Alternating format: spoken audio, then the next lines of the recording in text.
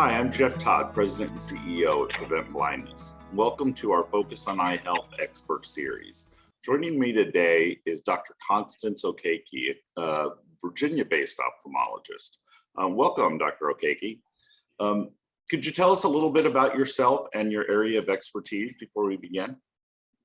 Yes, I first want to say thank you for the opportunity to be able to speak to you today and also to be able to talk about glaucoma, which is an area of focus that's very near and dear to my heart, especially in terms of being able to educate and allow for prevention of the disease. I'm a glaucoma specialist and cataract surgeon. I'm based out of Norfolk, Virginia at Virginia Eye Consultants, where I've been here for over a decade. I'm the lead glaucoma specialist here, and also am an assistant professor of ophthalmology at the Eastern Virginia Medical School, where I work with residents and do research and training with them. I have been working with glaucoma for quite a number of years. Actually, I started in glaucoma in college. I was looking for a research project to get my bachelor's of science at Yale University, and I stumbled across someone who was in the neuroscience department or neurobiology department who was working in the area of the optic nerve or glaucoma, and that was an area of interest in my neurobiology, and so I connected there. It was with Dr. Joseph Caprioli, who was the one who kind of led me into ophthalmology, and I couldn't shake glaucoma. Glaucoma being something that is very prevalent in the area of people of color, also something that is very oriented to educating. And I, over the years, have been very influenced by my mentors and the importance of education. And so it's something that I am very excited and passionate about in terms of treating as well as educating people so they can be empowered to help save their vision. It's certainly a very prevalent condition, but can you tell us a little bit about what glaucoma is and how it affects the vision? Yes, glaucoma is a condition, a chronic condition or disease of a structure in the eye called the optic nerve. The optic nerve is like a cable or connection between the eye and the brain. And the optic nerve, when we're born, is made up of a certain number of, say, fibers. Okay, so you have a finite amount of optic nerve tissue. And what happens in glaucoma is that the amount of that nerve tissue starts to degrade at a rate that's really too fast for the lifespan of a patient's eye. And so there are multiple factors on why this process happens. So sometimes glaucoma can be a little bit of a challenging or sometimes confusing disease process because it can be coming from multiple different sources. And even if we adequately treat the disease which is aimed at lowering the eye pressure, where eye pressure is like stress on the nerve. So we focus on lowering that eye pressure to protect the nerve tissue that's remaining. But even when we adequately lower the eye pressure significantly, sometimes there could still be some continuation of progression of glaucoma. And so the key for glaucoma is really prevention and early detection. And part of the reason why it's so important to educate and make people aware of this disease is because it's very silent in the initial stages. People don't really know that they have glaucoma. You could look at someone's eye and you can't really tell from the outside that anyone has glaucoma. An eye can look completely normal, but be very diseased with glaucoma. And sometimes there are a lot of prevalent types of glaucoma don't have any signs or symptoms very early. And so that's why it's so important for people to be aware that they need to get their eyes checked so one can look inside the eye to see if there are signs of glaucoma, and if so, begin treatment.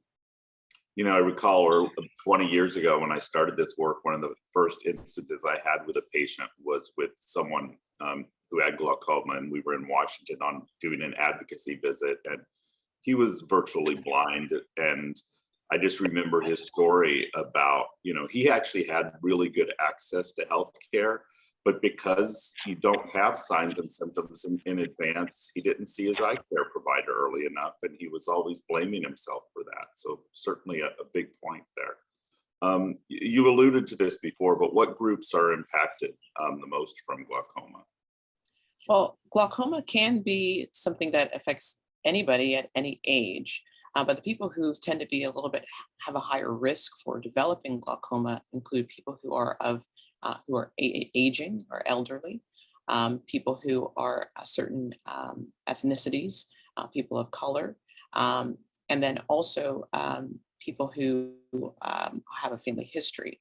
So with the elderly, I talked before about how we're born with a finite amount of optic nerve tissue, And actually, naturally, over time, some of that optic nerve tissue degrades because it's from the natural aging process. But in people who have glaucoma, that process happens too quickly.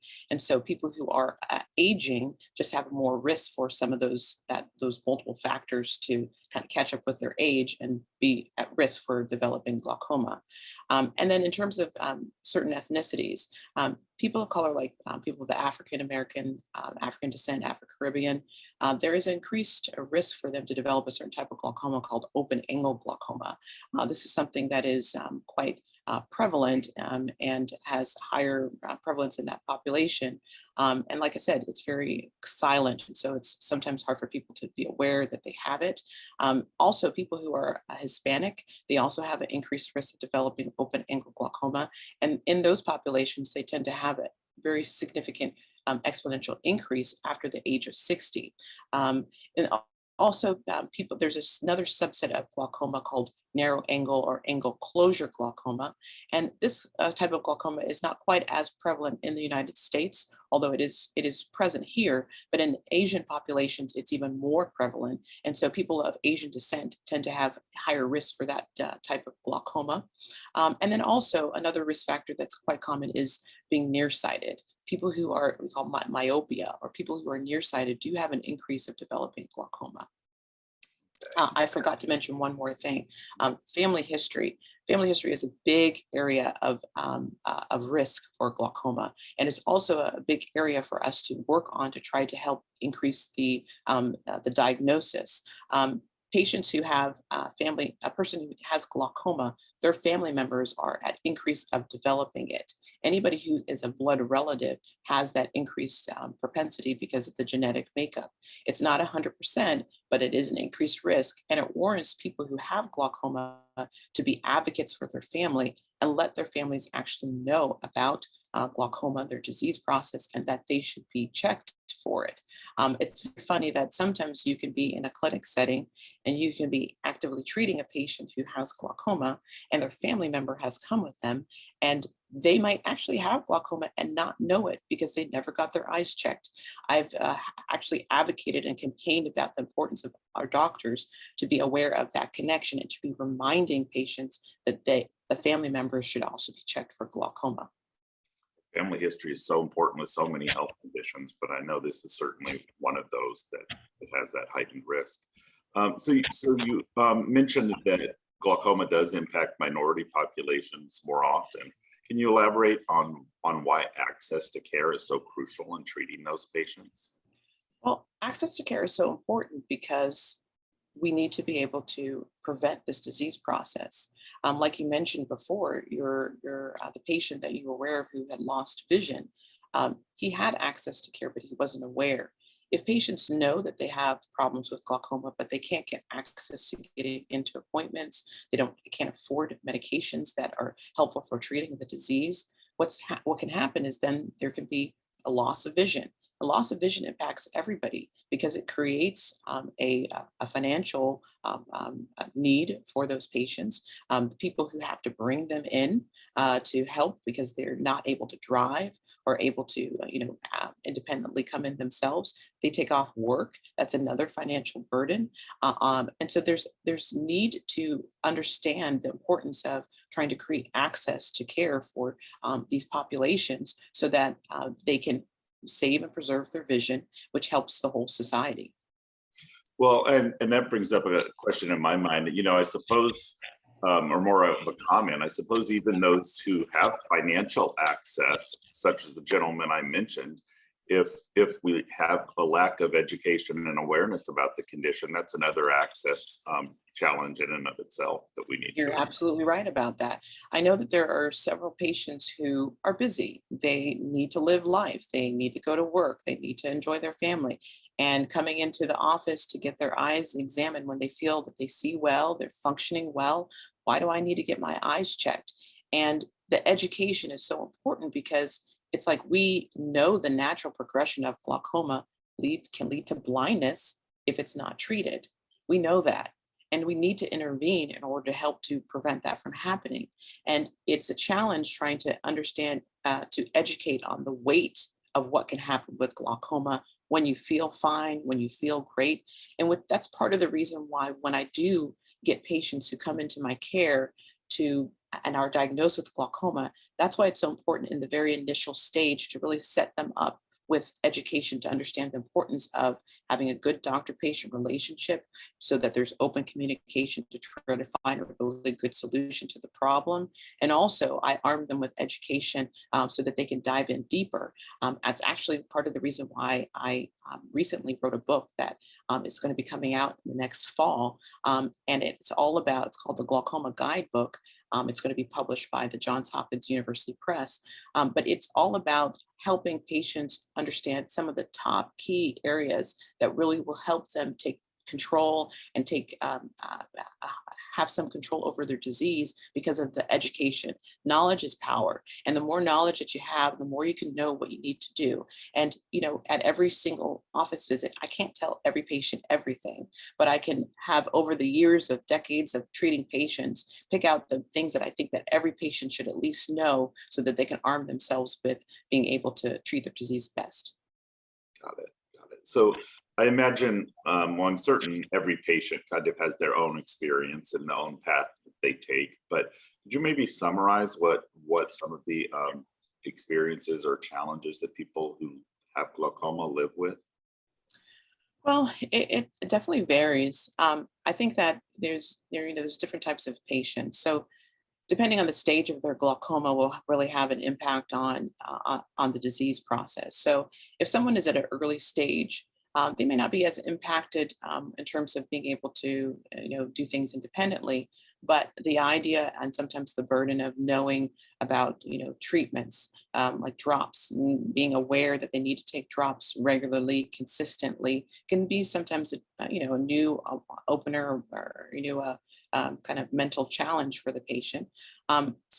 It's good for patients to understand that there are more options than just drops. We have light energy treatments, laser treatments.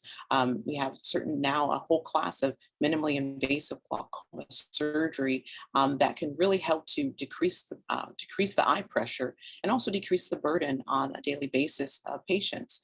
We have constantly new technology coming on the horizon. It's really exciting, and it's all aimed at trying to help the patient have less burden, because we know compliance with medications is really difficult for patients. And so different experiences can also be, just sometimes the fear of not knowing, what might happen with their disease process, and which is part of the reason why it's very good to have a good rapport with your doctor and also reach out to the support groups. There are availabilities of support groups through, say, Facebook groups, Yahoo groups, and also sometimes even within organizations. I can tell you that my glaucoma clinic sometimes is like a support group. I can't tell you how many patients have come to me letting me know that when they were just in the waiting room, they talk to patients because they're all glaucoma patients that I'm seeing, and they actually have conversations that are very supportive. Sometimes they're encouraging so that by the time they get to me, they feel so at ease for what some of the patients have been talking about their experiences. Support is very important with glaucoma because sometimes it can be a very isolating eye condition.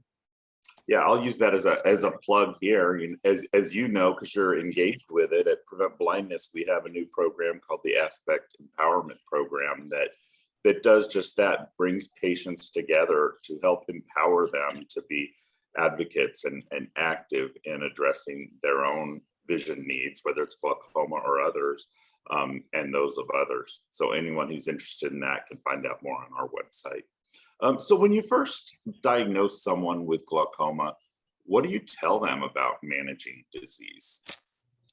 Well, when I first diagnose someone with glaucoma, I always tell them about what the three different options are, whether it's medications, typically in the form of drops, a certain type of light energy laser treatment, or an incisional surgery. And I let them know about all the three different options because sometimes people just go straight to drops and they forget about some of the other options that might be very advantageous for the patient.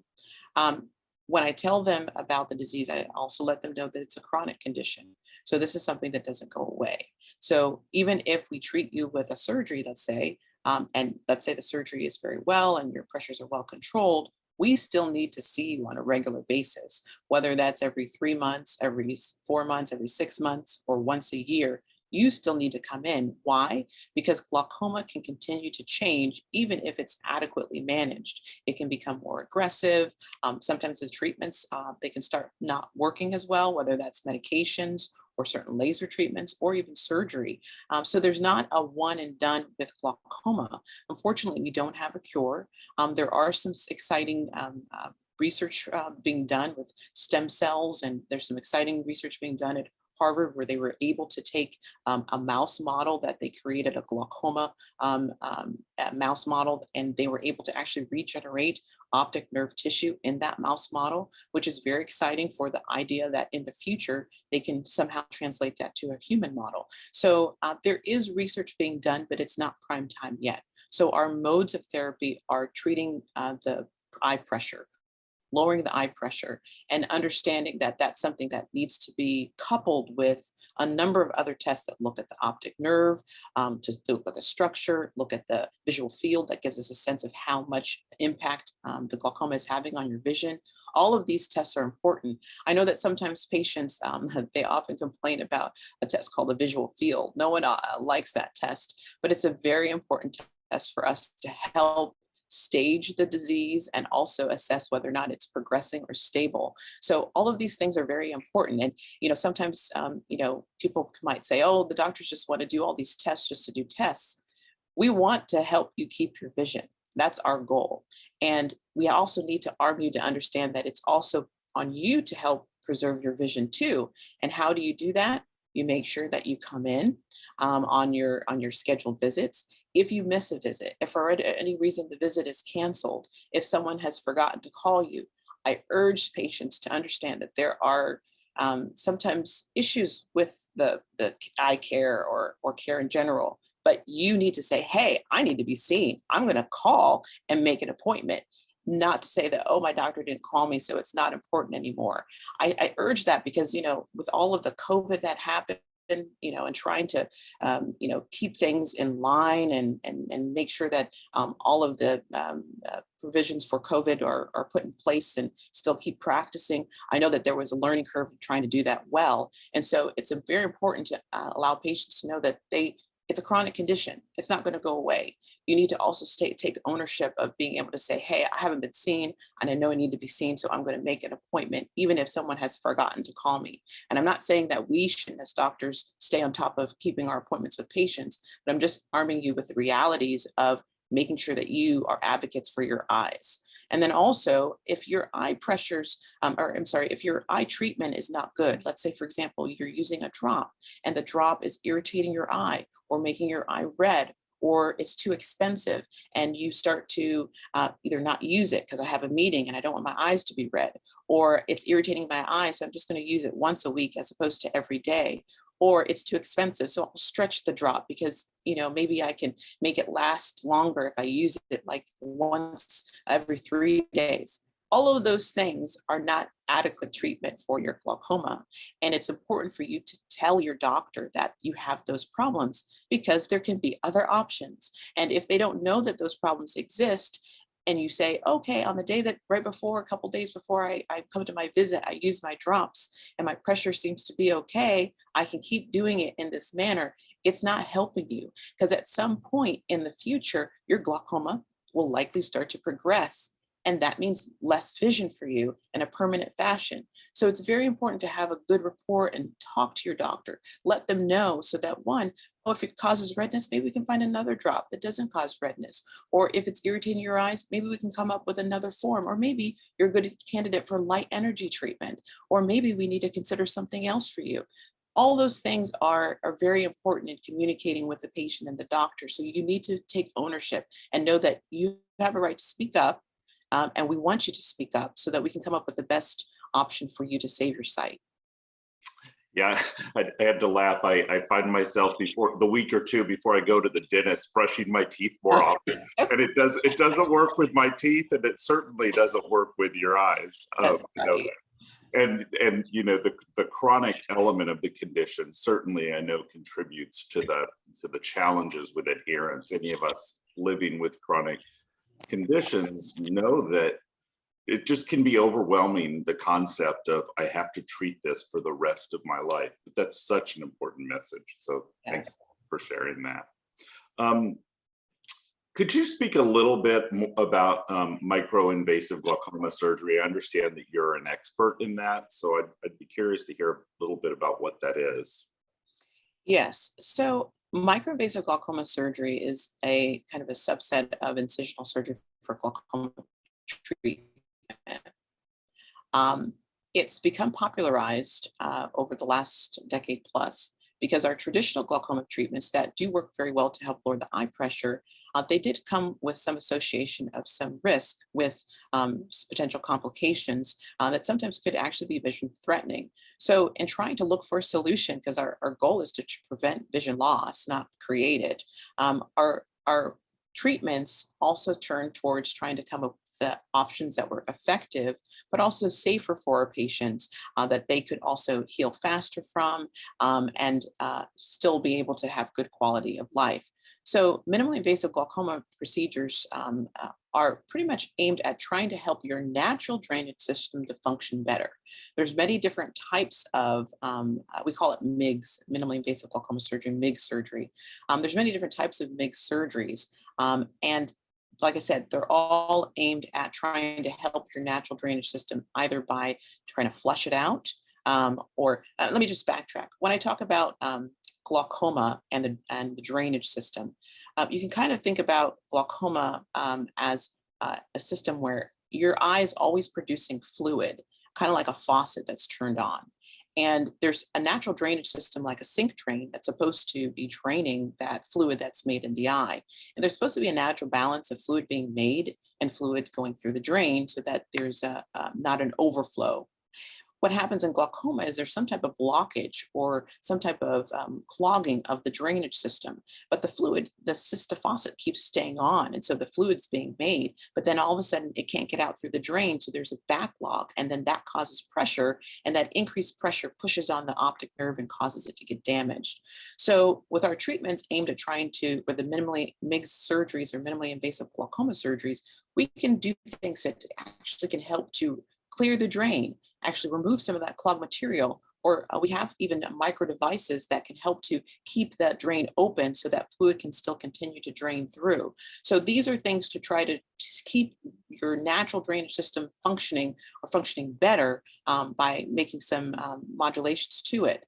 Now, our traditional glaucoma surgeries are very much aimed at kind of creating a new drainage system, kind of bypassing your drainage system and creating a new one. Because sometimes, even with the trying to do the MIGS procedures, sometimes we find that even if we can declog it, there's still some damage. It's even in like the deeper pipes, areas that we can't reach. And so, in certain instances, we actually do need to use surgeries that will create new drainage systems for you, so that we can help protect that optic nerve. So there's definitely a place for traditional glaucoma surgeries, but when there is milder cases of glaucoma, mild to moderate cases of glaucoma, these can do very well with these MIGS procedures, and the healing time is much faster and the surgical time is much faster, and that means less time in the clinic setting and faster healing for the patient.